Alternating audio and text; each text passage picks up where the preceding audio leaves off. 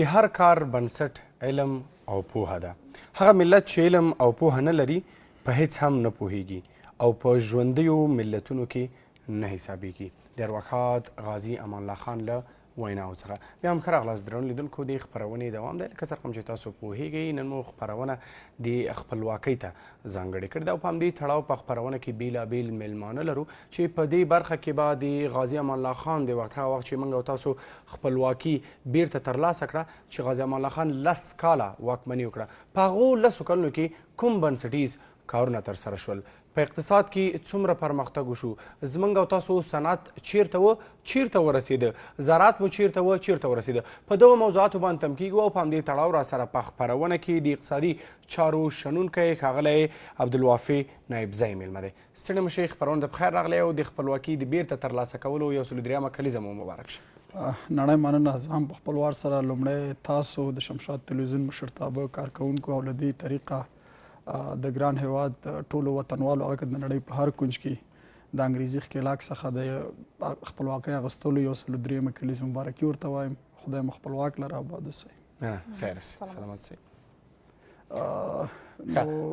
پیل به د غازي امان الله خان د وخت د مالیاتو څخه وکړو چې په هغه وخت کې مالیات په څه ډول ول؟ ځینې کارونه داسې چې تاریخ سازی وخت کې چې موږ د شاه غازي امان الله خان نوم اخلو نو ذهن ته هماغه څه راځي په هره برخه کې چې هغه بنسټیز ول او د لومړي ځل لپاره اساس غازي امان الله خان کېښوده. کله چې موږ د مالیاتو نوم وایو نو عموما زموږ ذهن ته به پیسه، عواید او انکم دا شیان راځي. غازي امان الله خان د افغانستان په تاریخ کې لکه څنګه چې د ازادۍ بانیو بنسټګرو همدارنګه د چاپي پیسو بنسټ هم دی کېښودی. نو د لومړي ځل لپاره یې کاغذي پیسې د غازي امان الله خان په وخت کې چاپ شولې. یعنې دا د مالیاتو په برخه کې یو انقلابي شیزونه، یعنې که موږ یو وخت کې چې پیسه منځته راغله نو بیا ډېر کارونه چې دي پیسو پورې تړلي. نو لومړی کار چې غازي امان الله خان د مالیاتو یا د فاینانس په برخه کې وکړ هغه د کاغذي پیسو چاپ و. دویم ډېره مهمه خبره هغه د دې نه مخکې چې کاغذي پیسې نه وي یا سکې وي یا بل څه نو مالیات به د ټول افغانستان سرتاسر چې دي جنس په توګه باندې ټولېدل حکومت ته. مثلا زه د بېلګې په توګه باندې وایم چې د حکومت کارکوونکو ته به تنخوا کې د دهقانانو څخه جنس ورکول کېدل، غله به ورکول کېدل، غنم او جوار او وربشې دا شیان به ورکول کېدل. نو دویم غټ کار چې شاه غازي وکړ هغه دا و چې جنسي مالیه یې ختمه کړه، یعنې مالیه چې شوله پولي شوله. نو دویم ستر کار چې د جنسي مالیاتو ختمولو چې یو انقلابي کار چې وشو. دریم غټ کار د مالیاتو په برخه کې و چې د ټول افغانستان د دولتي کارکوونکو دپاره یا د شاهي کورنۍ د خلکو د امتیازاتو دپاره به له دهقانانو یا بزګرانو څخه چې دی چې د کېدای شي بیا په زراعت کې هم په بحث وکړو دغه جنسي مالیه به د هغې څخه اخیستل کېده، یعنې دا هم په ټپه باندې ودروله. دا دریم ډېر غټ کار و. څلورم د مالیاتو په برخه کې د قوانینو جوړولو، یعنې وخت کې چې پول پیدا شو پیسه چاپ شوله نو باید اوس ته قوانین جوړ شي. لومړی مالیاتي قانون هم خوشبختانه د غازي امان الله خان په وخت کې اساس کېښودل شو. اوس ورته موږ قانون یا اساسي قانون لپاره برخه کې هغې وخت کې ورته نظامنامه ویل کېدله، یعنې د لومړي ځل لپاره مالي نظامنامه چې دی د غازي امان الله خان په وخت کې ترتیب شوله وه. ترتیب پروسیجر هم داسې و چې مشران خلک یا په دغه برخه کې چې ناڅه پوهه لرله هغه به راټولېدل، دغه نظامنامه باندې به بحث کول او د شاه غازي امان الله خان هغه تجربې چې د اروپایي او اسیایي هېوادونو څخه یې لرلې په دغه مالیاتو کې وضع کړل. نو موږ ویلی شو چې هغه د افغانستان د مالیاتو په سیسټم کې هغه د انقلابي راوستونکی چې دی هغه شاه غازي امان الله خان په دې برخه کې ډېر کار وکړو. بل دوه ستر کارونه چې هغه د ملي بودیجې ترتیبولو. ملي بودیجه په دې معنا باندې چې د حکومتي مصارفو دپاره باید بودیجه هر کال سړی ولري چې مخکې جنسیاتو نو چې اوس کال په کال کاغذي پیسې نو دې دپاره ملي بودیجه د لومړي ځل لپاره تصویب کړله. او آخري ډېر غټ کار زما په نظر باندې هسې چې ما د مطالعې او تاریخي شواهدو څخه لاسته راوړل هغه د بودیجې لوړولو، یعنې په کل کې د مالیاتو په برخه د افغانستان هغه ګراف چې مخ په مثبت لوري ته باندې روان و. یعنې دې نه مخکې هغه جنسي مالیات چې محاسبه شوي هغه 80 میلیونه، خو په کوم کال باندې چې غازي امان الله خان کېناست او دغه قوانینو تصویب کړه، دغه قوانینو دپاره مسلکي کدرونه وروزل، حتی د مالیاتو په برخه کې مسلکي ښوونځی جوړ کړو چې اوس د مالیاتو لپاره باید مسلکي اشخاص واوسي، نو دغه بودیجه په یو کال کې تقریبا د 80 څخه 180 میلیونه افغانۍ وتکړله، چې زیاتره بودیجه یې هغې وخت کې د معارف برخې ته خوشبختانه ورکړله او ډېر ښوونځي جوړ کړل. او دغه مالیات چې بحث ډېر اوږد نه شي، نو د ځمکو نه دغه سرچینه د دغه مالیاتو چې وه ډېره، هغه د ځمکو مالیاتو چې لاسته یې راوړل، مثلا په څارویو باندې چې هغه وخت کې مالداري ډېره زیاته وه، هغه مالیاتو، ګمرکي مالیاتو، د صکوکو مالیاتو، دغې څخه یې دا راټول. نایب ځای صاحب، غازي امان الله خان د صنعت، سوداګرۍ او انرژي په برخه کې څومره پاملرنه کړې وه؟ په هغه وخت کې څومره دغه برخې پرمختګونه بیا کړي وو؟ لکه څنګه چې موږ د مالیاتو برخه کې وویل چې د لومړي ځل لپاره قوانین تصویب کړل ورته. شاه غازي کې یو ښه کار یعنې هغه اساسي او د دې هغه لید چې موږ ته ښودلو چې څومره اوږدمهاله لید لري د افغانستان دپاره راتلونکی لید یې.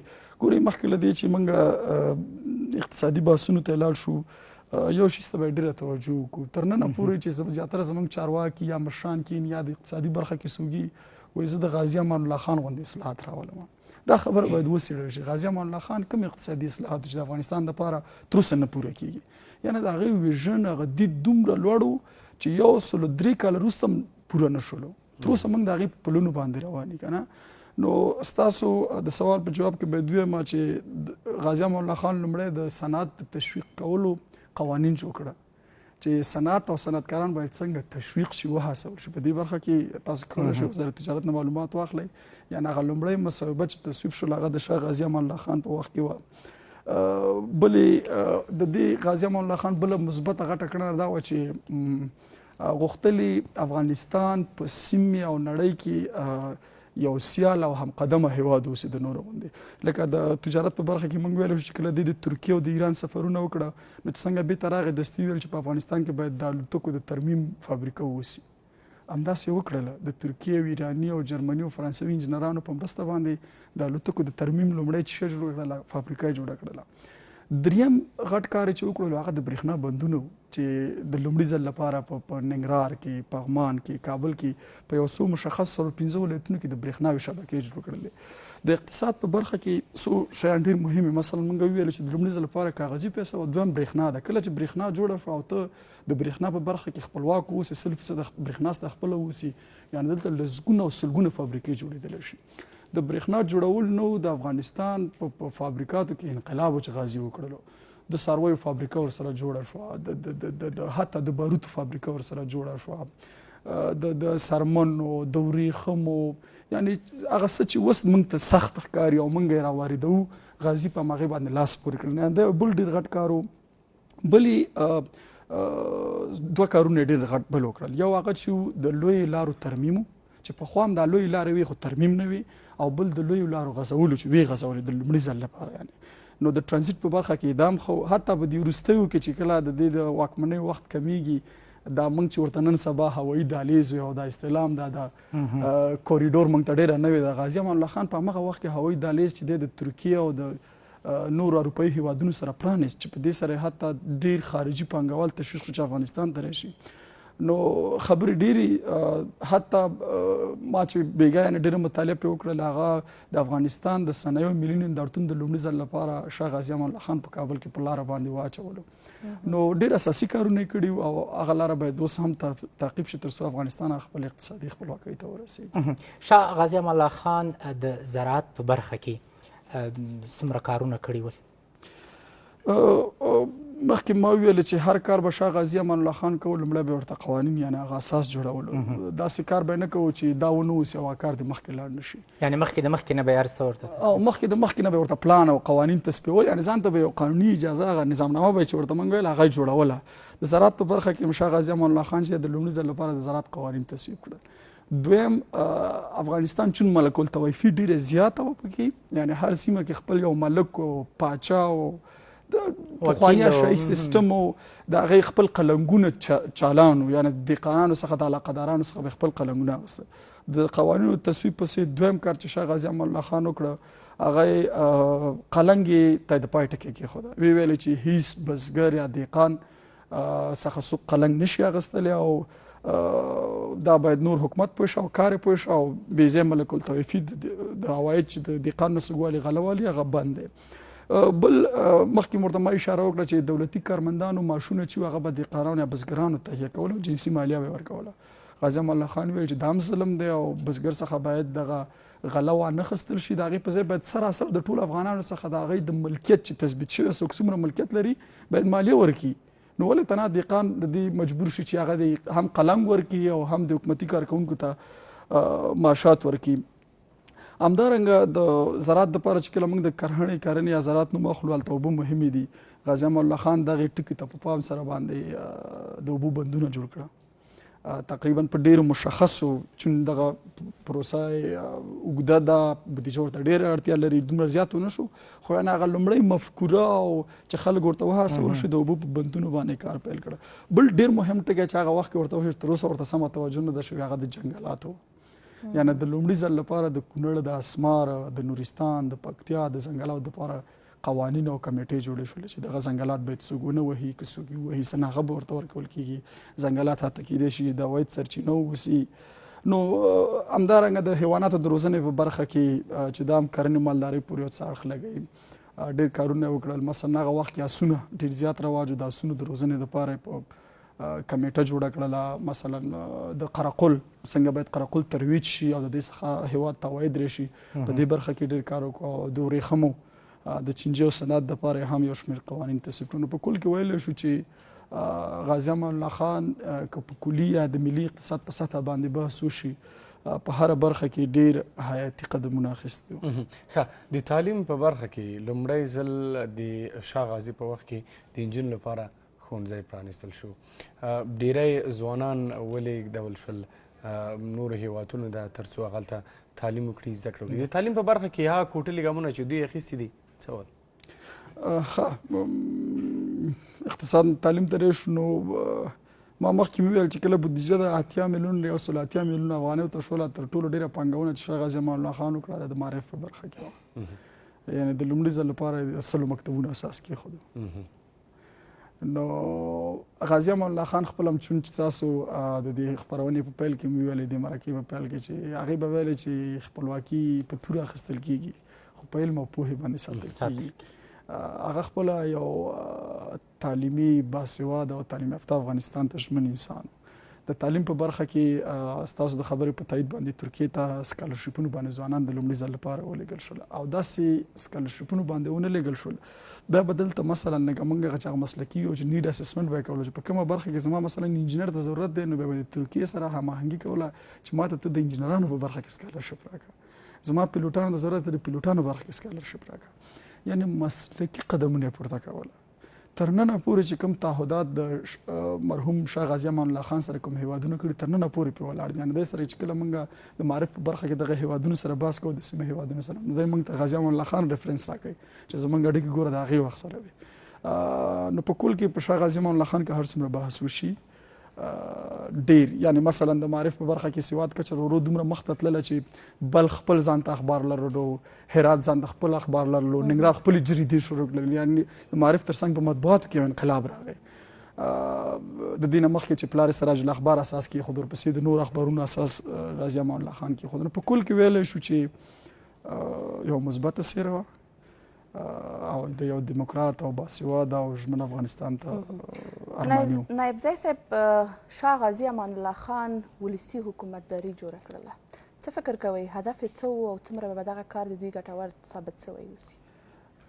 چې بحث رانه سیاسي طرف ته لاړ نه شي، که په حکومتدارۍ باندې بحث کېږي، شاه غازي امان الله خان اوس هم چې کله ځینې مورخینو سره سړی په بحث کوي یا د دوی لیکنې لولي، د دې د مثبت او منفي نقطه هیڅ انسان هم یعنې د اشتباهاتو څخه اریا خالي نه دی. نو غازي امان الله خان چې کله د ولسي حکومتدارۍ بحث راځي نو باید دلته ورته ګوته نیول کېږي چې ځینې یعنې یو تېروتنې چې د انسان نه کېږي وشوې، ځکه دی چې کوم اصلاحات غوښتل. ګورې تاسو زه یو مثال درکړم، د غازي امان الله خان هغه د ساختماني چارې که تاسو وګورئ هغه وخت ټول د اروپا په لیول باندې دي. طاق ظفر وګورئ د اروپا نقشه ده، مثلا دارالمان وګورئ د اروپا نقشه ده، قصر پغمان وګورئ په اروپا ډول باندې دی. یعنې دې اصلاحات ویل زه د بره طرف نه شروع کوم، چون تور حکومتداري چې وه د بره لور نه خرابه وه، خو مورخین وایي چې نه دی باید اصلاحات د ښکته خوا نه شروع کړی وی، یعنې ولسي ریښې باید قوي کړی وی، ولس سره باید ناست شوی وی. ځکه کوم اصلاحات چې دی د معارف په برخه کې راوستل، کوم اصلاح چې د صنعت په برخه کې راوستل، کوم اصلاح چې د کرنې په برخه کې راوستل، د هغې هضم د ولسي خلکو دپاره ډېر زیات سخت و. زه به دا په ساده ټکو ویم، مثلا لکه د دویم یا دریم ټولګي شاګرد ته چې موږ لوګاریتم شروع کړو نو هغه هېڅ د لوګاریتم 12 سره مسله ده نه وي پوهېږي. حتی دا خبره ډېره مشهوره ده چې کله یې د لومړي ځل لپاره په دارالمان کې د اوسپنې پټلۍ تېره کړله نو هماغه قومونه پسې راجګ شو چې تا شیطان راوستی دی او د خولې څخه یې تور دود ځي، موږ دا شیطان نه غواړو. یعنې ګوره عامه پوهاوی دلته ټیټ و چې عامه پوهاوی وغوښتل. میډیا په هغه وخت کې نه وه، رسنۍ په هغه وخت کې دومره پیاوړې نه وي چې خلک دې خبر شي چې د اوسپنې پټلۍ د شیطان کومه لیکه نه ده. نو د ولسي حکومتدارۍ په برخه کې چون بدبختي دا وه چې کله شاه غازي امان الله خان اقتدار ته رسېږي هلته په نړۍ کې لومړۍ نړیواله جګړه نښلي په 1914 کې، په 1919 کې د ازادي اخیستې ده. یعنې وګورئ دا نړۍ د پخوا څخه یو کلی دی. کله چې یو هېواد اسیب پذیر کېږي نو هلته په نړیواله جګړه د دومره وړه خبره نه وه. هلته چې نړیواله جګړه ونښتل د شاه غازي امان الله خان اقتدار ته ورسېدو. یعنې هېوادونه په خپلو چارو کې مصروف و، دومره وزګار نه و چې افغانستان سره د مرستې وکړي. بیکاري، فقر د هرې نګاه څخه په افغانستان باندې راغی. نو شاه غازي امان الله خان هغه وخت کې لکه د خدای له لورې یو تحفه وه چې وطن ته راغی او د حالات یې کنټرول کړله. نو که زه وایم که لومړۍ نړیواله جګړه نه نښته او دغسې یو شاه موږ ته خدای را په نصیب کړی و نن به افغانستان اروپا و یعنې دومره به حالات نه خرابېدله. نو په کل کې شاه غازي امان الله خان ډېر زیات سفرونه هم وکړل ولایاتو ته، خو چون دشمن توطیې انګریز ماتې خوړلې وه او هغه قرار نه کېناسته، په باشسواده قشر کې خپل ایجنټان لرل، حتی په بزګرانو کې خپل ایجنټان لرل، په پیرانو کې خپل ایجنټان لرل، نو هغه اصلاحاتو ته نه پرېښوده. خو په کل کې که دوربین ورته واچو، ضربین ورته واچو، شاه غازي امان الله خان ولسي حکومتداري هم بده نه وه. د شاه غازي پر وخت د ټلیفون لیکه یو د ډېرو مهمو کړنو څخه وه چې ترسره شول او په هېواد کې اړیکې نیول کېدلې د یو ځای نه بل ځای ته. همدارنګه د هوایي چلند په برخه کې تاسو ویلي هوایي ډګرونه جوړ شول، تیاري ترمیم شولې، د چاپ دغه د پیسو چاپ چې دا ډېر زیات رواج شو. په ټوله کې سوداګري څه ډول وه، تجارت څه ډول وه؟ آیا موږ هغه وخت کې تجارت درلوده؟ په 10 کلنه دوره کې چې هغه 10 کاله پاچاهي وکړه په افغانستان باندې، په دغه وخت کې هغه تجارت چې د افغانستان او د نړۍ ترمنځ و هغه څه وه او څومره یې د هېواد اقتصاد په پښو درولی و؟ لکه څنګه موږ چې مخکې مې یادونه وکړله وروره چې ملي اقتصاد عموما چې و مثبت لور ته روان شو او د هغه ټکو اساس چې و مشخصا په کومه برخه کې ډېر پرمختګ وشو په اقتصاد؟ عموما د کورنۍ عواید لوړ شول، کورنۍ تولیداتو ته ډېر کار شو، حتی کمیټې جوړې شوې چې څنګه کولی شي چارواکي د کورنیو تولیداتو څخه استفاده وکړي. هماغه 103 کاله مخکې طرحه چې وه 13 کاله هم تطبیقېدله چې ولا پوځ ته د کورنیو میوو څخه استفاده وشي. کورني عواید ورسره لوړ شول، کورني تولیداتو د زیات کمپاین شو. ما مخکې ویل یو بله مسله نبض ویل کېږي چې کله شاه غازي واک ته ورسېد کورني تولیدات یې وایي داسې کړل لکه جبري، یعنې د کورني تولیدات څخه باید موږ او تاسو استفاده وکړو. دې په تړاو هم راته وایي.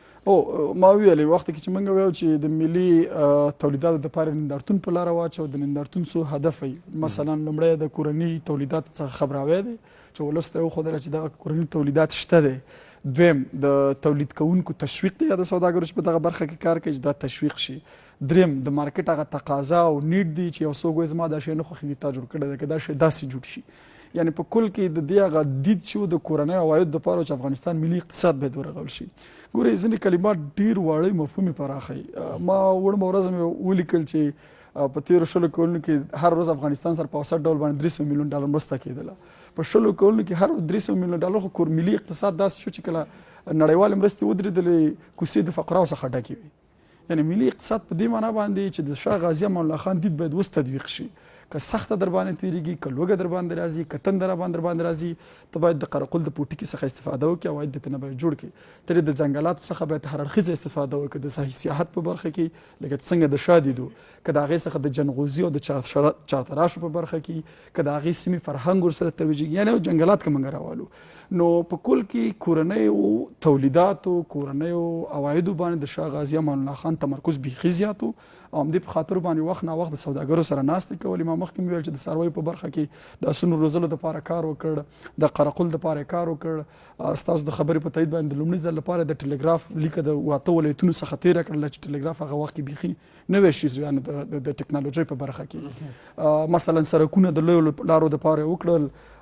د کابل، مزار، ایران، شوروي او ترکیې ترمنځ د هوایي لیکې بحث رامنځته کړ، ټرانزیټ یې هوایي کړ درته. نو دا ټول هغه شیانو چې د شاه غازي امان الله خان دید 100 کلنو ورته نشو ویلی، 200 کلنو ورته نشو، 500 کلنو د افغانستان دپاره. یعنې هغه طرحې نو تا که هغې وخت نه 103 کاله مخکې ریل ګاډی لرله، اوس د ریل د اوسپنې پټلۍ وزارت لرلی، نو څومره خلک به پکې مصروف وو.